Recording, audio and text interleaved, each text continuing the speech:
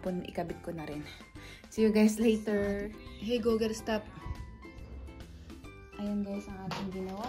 Nilagay natin yung isa pang carpet there. Guys, natuyo na tong mga cover ng aming sofa. Tingnan nyo naman. Hirap na hirap ako dito ikabit, guys. Hirap na hirap ako ikabit.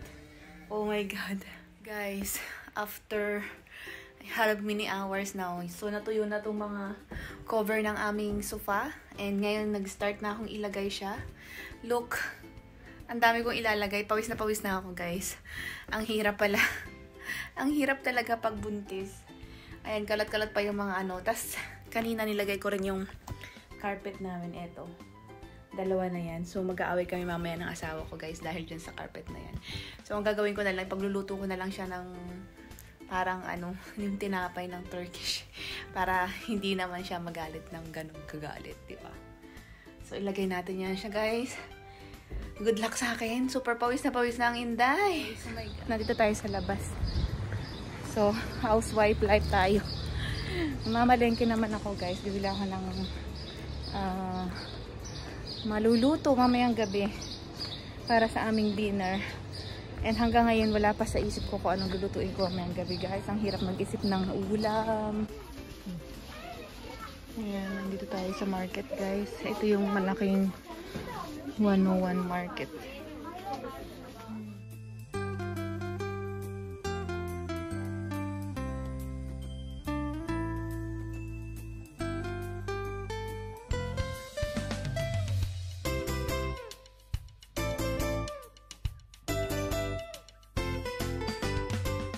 Guys, nandito na tayo ngayon sa house. So, kararating ko lang and napagod na agad ako. Lapit-lapit lang ng market dito, guys. So, i-share ko lang sa inyo, guys, yung mga napabili ko. Naka 250 lira na agad ako, guys. Ayan siya. Itong mantar. Ano tawag dito? Mantar. Mushroom. Tapos itong parsley. Pumili ako nito kasi gagawa ako ng parang tinapay ng Turkish. Tapos ito. Pero hindi ko nagagawin ngayon. Pagod ako, guys, ngayon. Tapos tinapay kasi magkakape tayo. Tapos itong tinapay na naman, sliced bread. Lahat ito binili ko siya sa used year na market. Tapos itong favorite ko na biscuit. Yan, favorite na biscuit ko yan. Tapos bumili ako nitong malalaking banana kasi mura siya, guys. 19 lang ang kilo niya. Kasi usually, 39 or 40 mo siya mabibili. Pero nabili ko siyang 19 ang isang kilo. Oh. Hinog na hinog nga lang siya. Kaya dapat kainin agad. Tapos bumili ako nitong iinumin ko ngayon. Tapos butter. Nagagamitin ko rin bukas. Acetone. Tapos 2 kape. So ngayon, tatahiin ko itong market bag na to. Kasi sira. Binigay ng Trendyol yan, oh. Binigay sa akin ng Trendyol. Ang problema, sira agad. Kaya nakabili ko ako ng plastic bag sa market. Tapos, itong lulutuin ko mamaya. Hipon. Tapos ihalo ko na lang siya sa makarona kasi nag-hit daw yung asawa ko. Tapos milk. Tapos tinapay. Gagawa ako ng kunti lang na Shanghai. Tapos makarona. Yun lang papakain ko sa dinner sa asawa ko. Kasi ito bukas ko na lang gagamitin. Wala pala akong chicken. Bukas na lang ulit ako ng market, guys. Ayan lang yung napamili ko, pero 250 na agad yan, guys. Ganyan nakamahal dito sa Turkey. Tingnan nyo. Ayan lang yung napamili ko.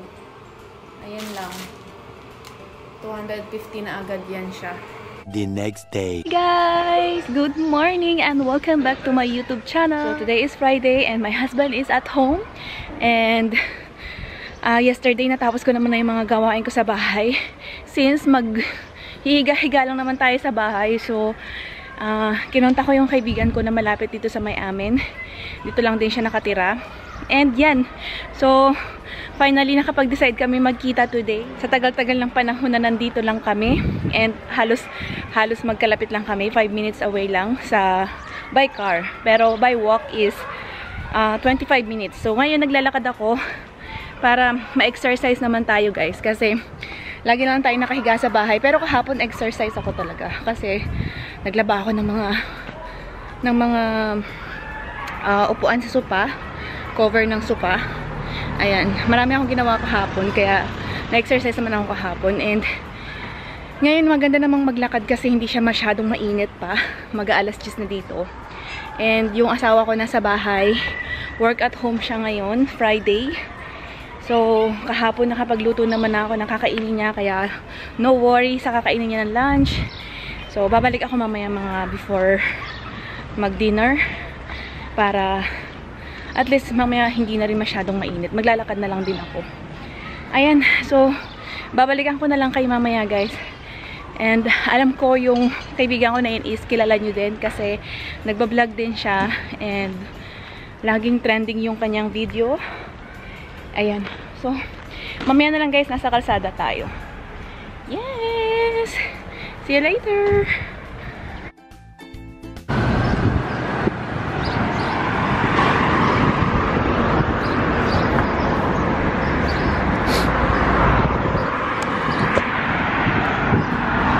Yan guys, hindi ko alam kung tama itong tinataka kong road.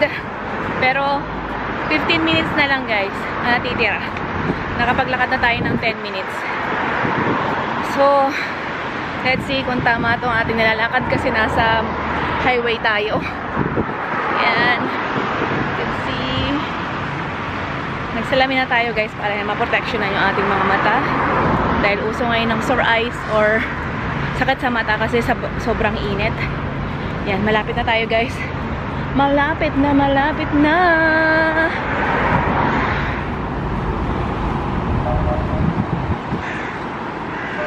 Nandito na tayo.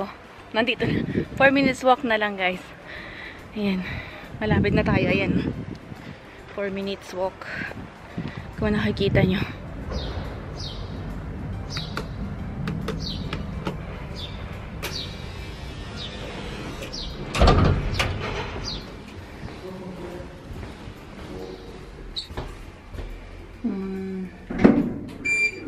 Number 7 daw. Oh, guys. Ang asawa ko, sinad ko yung location ko. Tinatanong niya kung nasa na ako.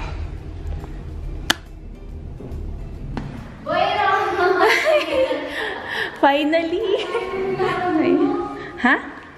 Hindi. 20, ano lang, 20 minutes lang, be. 20 minutes lang. Oh, 8 months na. Mga anak na ako. Iwan ko na dito yung sapatos ko.